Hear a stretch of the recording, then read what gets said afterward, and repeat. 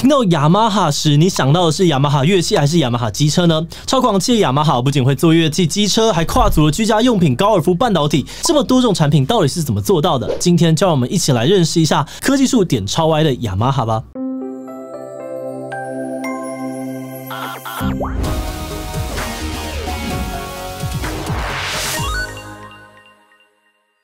Hello， 大家好，我是志奇。最近几年，斜杠这个词越来越常见哦，许多的斜杠青年同时拥有多重的职业跟身份，收入的管道非常多样。而在公司的经营上面，也有许多斜杠企业会同时跨足不同的产业，扩大公司的经营范围啊，还有市场范围。不过，有一些斜杠企业似乎有点太邪了点。而今天我们要介绍的就是被称为最不务正业、最乱来的斜杠王者，同时经营了乐器制造、音乐教室、体育用品、居家用品、机车、半导体，说都说不完的雅马哈山叶株式会社。光是看这样网友精心制作的雅马哈科技树示意图，就可以看到这间公司到底有多狂。而今天就让我们一起来看看雅马哈的故事，看看它的科技树到底是怎么长出来的吧。不过在开始之前，先让我们进一段工商服务时间。你想快速提升自己的竞争力，在职场上面开辟一条晋升之路吗？那就快来看看由中信金融管理学院人才育成中心开设的日本实战硕士学分班。课程呢是由日本商学权威大前研一博士监制，内容横跨了经营战略、谈判技巧、智慧金融等领域。师资的阵容则包含了麦肯锡、BCG 顾问团队、哈佛商学博士等，是国际级顶尖 EMBA 课程。实体的课程在中信南港园区。另外，结训时还能够抢先他人取得10硕士学分，未来职工中经院研究所搭配1对1论文指导，最快1年就能够取得教育部认可的硕士学位，总学费不到25万。现在报名学分班，在报名表单的备注栏填写志奇77，还能够现省1万。现在就点击连结到官网看看，报名进修吧。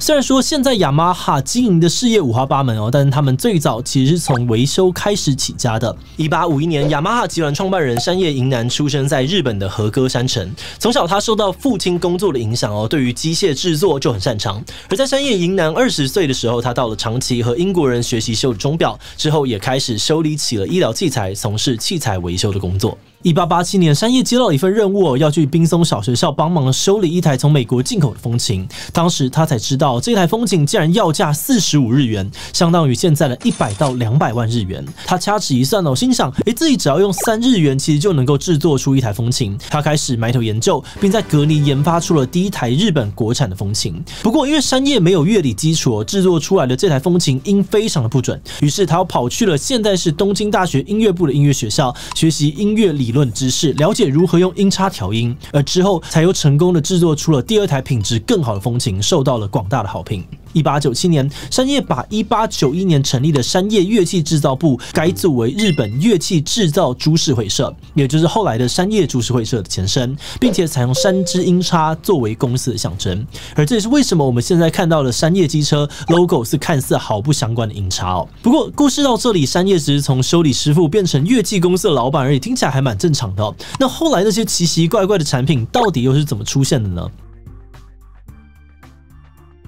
山叶和他的团队从一开始的修理风琴、制作风琴，到后来制作各式各样的乐器。而这段时间，他们慢慢累积了足够的木工知识。雅马哈的员工决定开始制作家具，而这一次的改变也让他们之后的科技树发展越长越歪。当时除了做家具之外呢，雅马哈也制作了许多的住宅用品。而到了第2次世界大战的时候，日本政府认为，会做家具的话，应该也能够做木质的螺旋桨吧。所以日本政府呢就委托了雅马哈公司制作日本战斗机使用的这个螺旋桨。而在制作螺旋桨的过程当中呢，因为要不断的实验，需要用到引擎来测试，但是他们借来的引擎却一直坏掉，只能够想办法自己修理。结果修一修之后呢，雅马哈慢慢掌握了引擎的原理跟技术，干脆自己来制作引擎，就这样子多了一条新的技能线。而在2战结束之后呢，日本陷入了贫困，乐器的需求也下降，于是雅马哈的工程师决定将引擎的技术拿来制作机车，最后就成了我们现在熟悉的山叶机车。而在制作引擎的过程当中，又有人想到，既然会做机车引擎，不如也来发展船的引擎吧，又开始贩售船用引擎。后来干脆连船体本身也一起制造了。而因为制作船体的关系，公司接触了玻璃纤维强化塑胶这项材料。为了要活用这项资源，雅马哈决定开始制作滑水道，也顺便盖起了游泳池。结果又有人发现，这个跟卫浴模组的技术不是很像吗？于是雅马哈又发展了卫浴方面的事业。那讲到这里，我们先暂停一下。雅马哈的技能树呢，已经超展开了，所以雅马哈还有更多不同的产品。但如果每一项都要介绍，篇幅真的不够。不过应该也会有人很好奇哦，发展了那么多不同的产业，原本的乐器还有机车，雅马哈还有办法兼顾吗？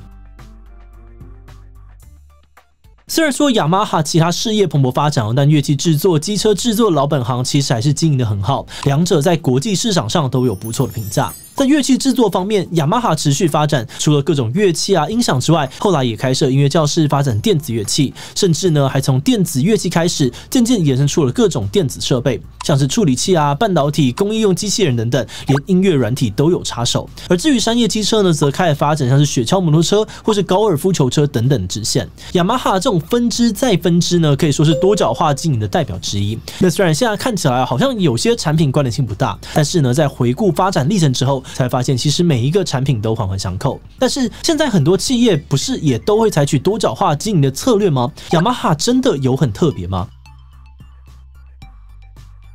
在一篇日经商业周刊的于1985年的报道当中，分析了日本战后的产业史，发现当时大部分的日本企业其实都不太愿意拓展新的领域。那虽然我们没有找到更多关于早期雅马哈的分析不过1955年山叶株式会社的前身日本乐器制造株式会社就将旗下生产摩托车的部分独立出来，成立了山叶发动机株式会社。也就是说呢，雅马哈早了大家一步发展跨领域的事业，也成为了多角化经营的大前辈。不过到了今天，这种多角化经营的企业越来越多，很多网友提到呢，像是美国的 3M 公司，不只是有卖胶带便利贴之类的文具用品，还有卖像是油漆、防毒面具、牙科器具等等，什么都有，什么都不奇怪。而韩国的三星集团呢，则是跨足各大领域，从手机电脑、生物制药、金融保险、造船到营造业，通通都有。其他还有像是台湾的中钢，除了本业的钢铁之外呢，才从这个月饼到幼稚园都有在经营，被网友戏称为比台积电还神，或是根本工具人。不只有雅马哈，这些企业呢都被认为是斜杠强者，而现在有越来越多的企业像他们一样，为了能够更长期、更永续的经营，都会努力的去发展第二个、第三个，甚至更多的副业。所以之后如果又有出现更多乱点科技树的企业，应该也不用感到太意外了。